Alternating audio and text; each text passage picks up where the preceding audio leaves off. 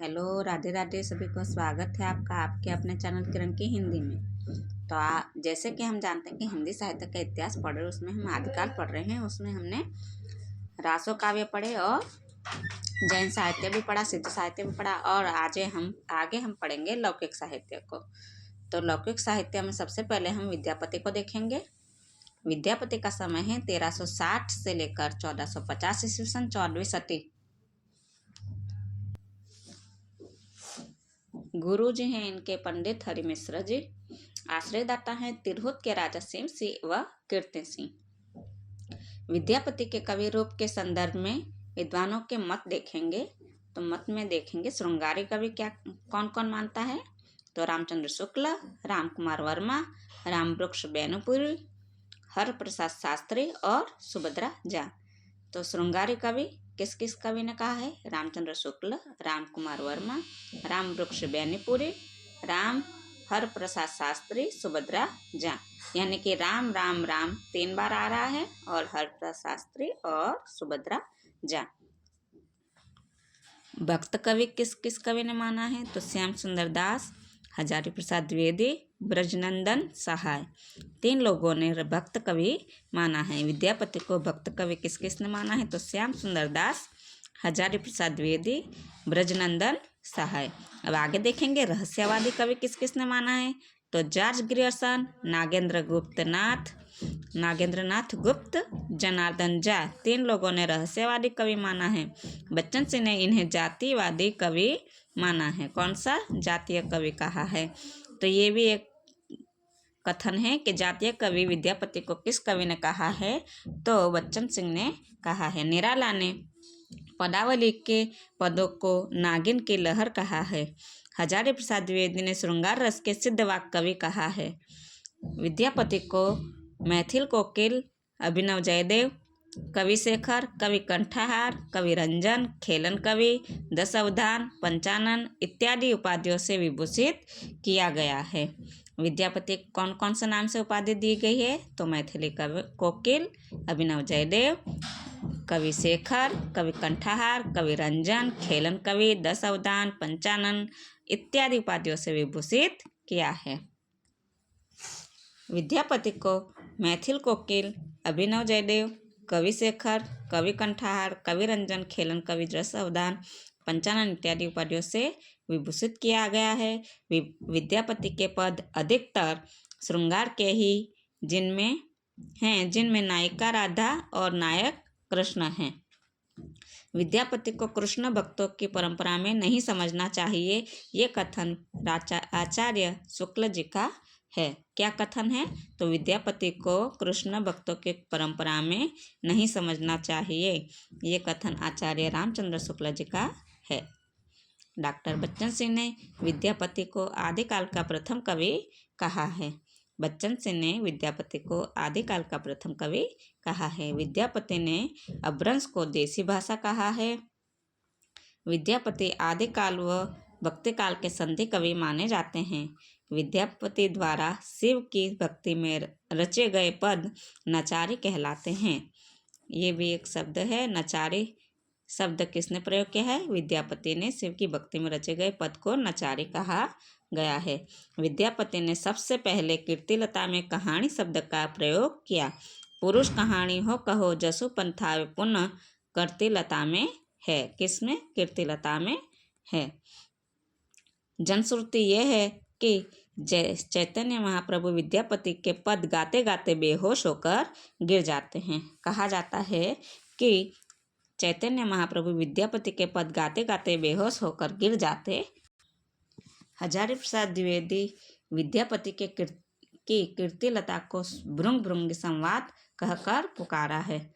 हजारी प्रसाद द्विवेदी ने विद्यापति की कीर्तिलता को ब्रह्म भृंगी संवाद कहकर पुकारा है। पंडित हरप्रसाद शास्त्री ने नेपाल के राजकीय पुस्तकालय से कीर्तिलता पुस्तक की प्रतियां प्राप्त की है। कौन सी, कहाँ से। तो नेपाल के राजकीय पुस्तकालय से कीर्तिलता पुस्तक प्रतियां प्राप्त की है। किसने। हरप्रसाद शास्त्री जी ने। विद्यापति की राजा शिव से और उनके रानी लक्ष्मा देवी के प्रति अपार श्रद्धा थी। विद्यापति की राजा शिव सिंह और उनके रानी लक्ष्मा देवी के प्रति अपार श्रद्धा थी, इसलिए विद्यापति ने राजा शिव सिंह को कृष्ण व रानी को राधा मानकर पदावली की रचना की है।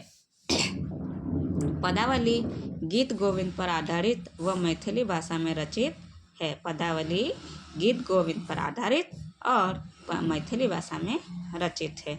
इनके रचनाएं देखेंगे। इनके रचनाएं हैं, कुल ग्रंथ कितने हैं? 16 हैं।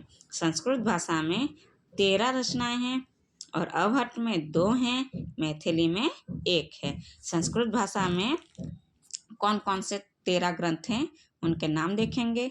तो एक है भू परिक्रमा, दूसरा है पुरुष परीक्षा, लिखनावली, विभाग सार, शैव सर्वसार, प्रमाणभूत पुराण संग्रह, दान वाक्यावली, गंगा वाक्यावली, दुर्गा भक्ति तरंगिनी और 10वां है गया पत्तलक, 11 है वर्षाकृत्य, 12 है मणिमंजरी, ये नाटक है ये, और 13वां है गोरक्ष विजय, यह भी एक नाटक है जो गद्य भाग संस्कृत में है और पद्य भाग मैथिली में रचित है। आगे हम अवहट्ट की 2 रचना देखेंगे।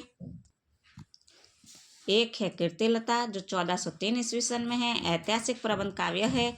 इसमें कीर्ति सिंह द्वारा अपने पिता का बदला लेने का वर्णन है। इसमें जौनपुर नगर का यथार्थ वर्णन किया गया है। कीर्तिलता में जौनपुर नगर का यथार्थ वर्णन किया गया है। कीर्तिलता में कीर्ति पताका में अभी तक सूचना मात्र है, यानी कि कीर्ति पताका कोई भी अंश नहीं मिला है। मैथिली भाषा में 1 रचना है और यह है एक पदावली। यह विद्यापति के यश का आधार है। इसमें राधा कृष्ण के लौकिक प्रेम का वर्णन है। बंगाल में विद्यापति को लोग वैष्णव भक्त मानते हैं, जबकि मिथिला में नहीं, यानी कि बंगाल में विद्यापति को लोग वैष्णव भक्त मानते हैं जबकि मिथिला में नहीं मानते हैं। आध्यात्मिक रंग के चश्मे आजकल बहुत सस्ते हो गए हैं, ये कथन रामचंद्र शुक्ल का है और ये बहुत ही इम्पोर्टेंट कथन है जिसे हर परीक्षा में पूछा जाता है। हिंदी में इन्हें कृष्ण गीत परंपरा का प्रवर्तक भी माना जाता है। यहाँ से भी एक प्रश्न पूछा जाता है कि किस कवि को कृष्ण गीत परंपरा का प्रवर्तक माना जाता है, तो यहाँ आंसर होगा विद्यापति जी। रामवृक्ष ज्ञानीपुरी ने विद्यापति के पदावलियों को जीव और परमात्मा के संबंध का रूपक माना है। प्रमुख पंक्तियाँ देखेंगे हम विद्यापति की। तो माधव हम परिणाम निराशा, पुरुष कहानी हो कहो जसु पथावे पुण्य, तीसरी है देसिल बहना सब जन मीठा, बालचंद विजय भाषा, दुई नहीं लगाई दुज्जन हासा, हिंदू बोले दुरहिनकार, छोटो तुरुका भबकी भार, ये भी एक बहुत ही इम्पोर्टेंट पंक्ति है। विद्यापति के बारे में हम प्रमुख कथन को देखेंगे। तो प्रमुख कथन है आचार्य रामचंद्र शुक्ल जी का। सबसे पहले कि आध्यात्मिक रंग के चश्मे आजकल बहुत सस्ते हो गए हैं, इन्हें पर चढ़ाकर जैसे कुछ लोगों ने गीत गोविंद को आध्यात्मिक संकेत बताया है, वैसे ही विद्यापति ने इन पदों को भी। आगे रामचंद्र शुक्ल जी का एक और कथन है। जयदेव की दिव्यवाणी की स्निग्ध धारा जो कि काल की कठोरता में दब गई थी, अवकाश पाते ही मिथिला की अमराइयों में प्रकट होकर विद्यापति के कोकिल कंठ से फूट पड़ी। इनका कथन ये भी बहुत ही इम्पोर्टेंट है। तीसरा कथन देखेंगे शांति स्वरूप गुप्त जी का। तो ये क्या कह रहे हैं? विद्यापति पदावली ने साहित्य के प्रांगण में जिस अभिनव बसंत की स्थापना की है, उसके सुख सौरभ से आज भी पाठक मुग्ध है, क्योंकि उनके गीतों में जो संगीत धारा प्रवाहित होती है वह अपनी लय सुर ताल से पाठक या श्रोता को गदगद कर देती है। ये कथन हमने देखा शांति स्वरूप गुप्त जी का। आगे हम देखेंगे श्याम सुंदर दास जी का कथन। तो ये कह रहे हैं कि हिंदी में वैष्णव साहित्य के प्रथम कवि प्रसिद्ध मैथिल कोकिल विद्यापति हुए। क्या कहा है? हिंदी में वैष्णव साहित्य के प्रथम कवि प्रसिद्ध कोकिल विद्यापति हुए। उनकी रचनाएं राधा और कृष्ण के पवित्र प्रेम से ओतप्रोत है। आगे हम देखेंगे कथन राम कुमार वर्मा जी का। तो राम कुमार वर्मा जी का कथन है, राधा का प्रेम भौतिक और वासनामय प्रेम है, आनंद ही उसका उद्देश्य है और सौंदर्य है उसका कार्यकलाप है।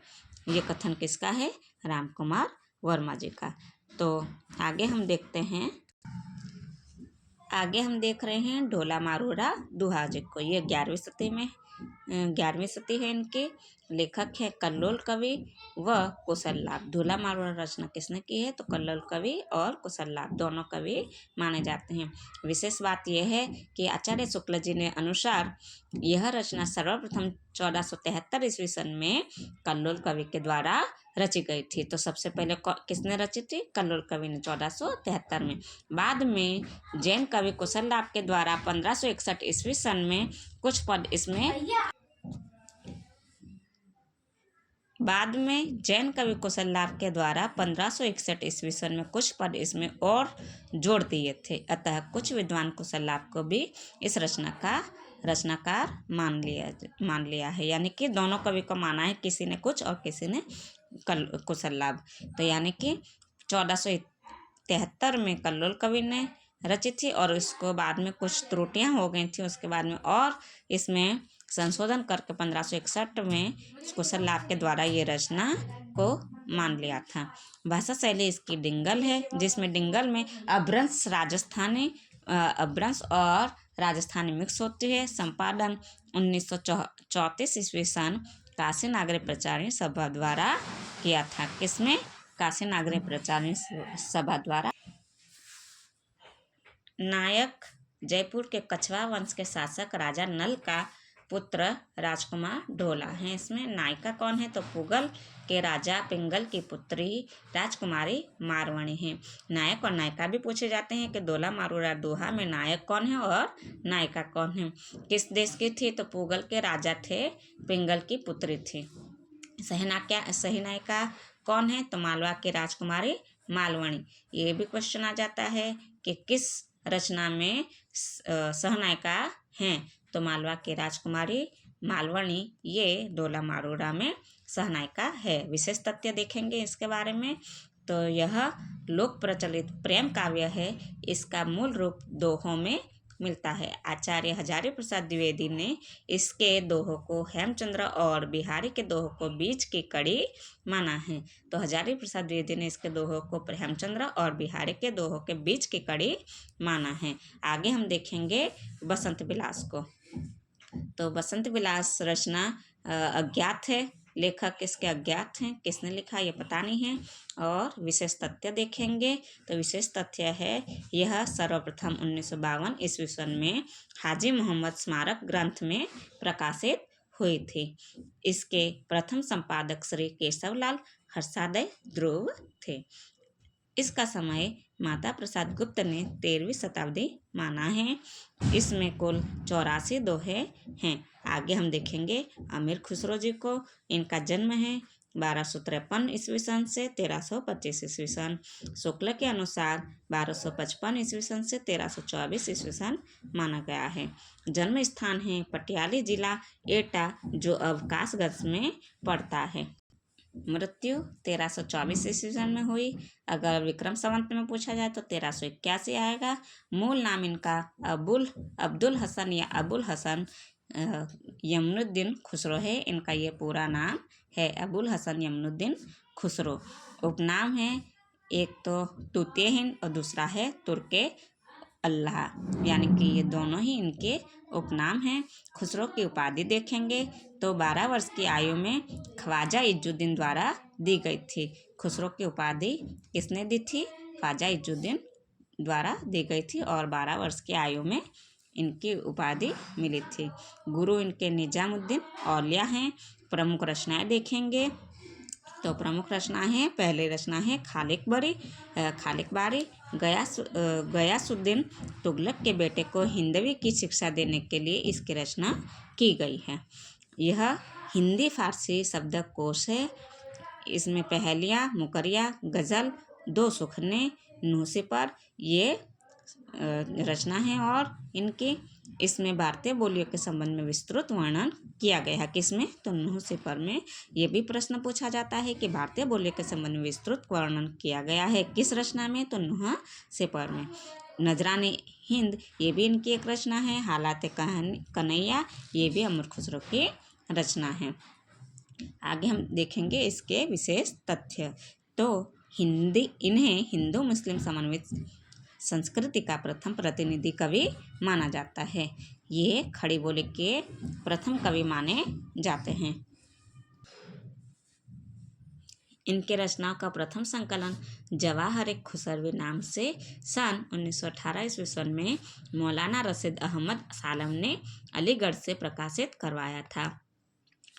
द्वितीय संकलन इनका पूछा जाए तो 1922 में है और ब्रज रत्न दास ने नागरिक प्रचारिणी सभा काशी से खुसरो की हिंदी कविता नाम से करवाया था। कौन सी? खुसरो की हिंदी कविता नाम से दूसरा संस्करण करवाया था। नागरिक प्रचारिणी सभा काशी से हुआ था और ब्रज रत्न दास ने 1922 में करवाया था। इन्हें अवधि का प्रथम कवि भी माना जाता है। राम कुमार वर्मा ने इन्हें अवधि का प्रथम कवि माना है। खुसरो ने अपने गुरु की मृत्यु पर दुखी होकर कहा था, गौरी सोवे सेज पर मुख पर डारे केस, चल खुसरो घर आपने रैन भई चहु देश। ये बहुत ही इम्पोर्टेंट पंक्ति है और बहुत सारे पेपरों में पूछा भी गया है। अन्य महत्वपूर्ण तथ्य भी देखेंगे। मध्यकाल में प्रचलित अरबी फारसी शब्दों से मिश्रित खड़ी बोली कविता को रेखता कहा गया है। क्या? अरबी फारसी शब्दों से मिश्रित खड़ी बोली को कविता को रेखता कहते हैं। मध्यकाल में दक्कन के मुसलमानों द्वारा फारसी लिपि में लिखी जाने वाली भाषा को दक्षिणी हिंदी कहते हैं।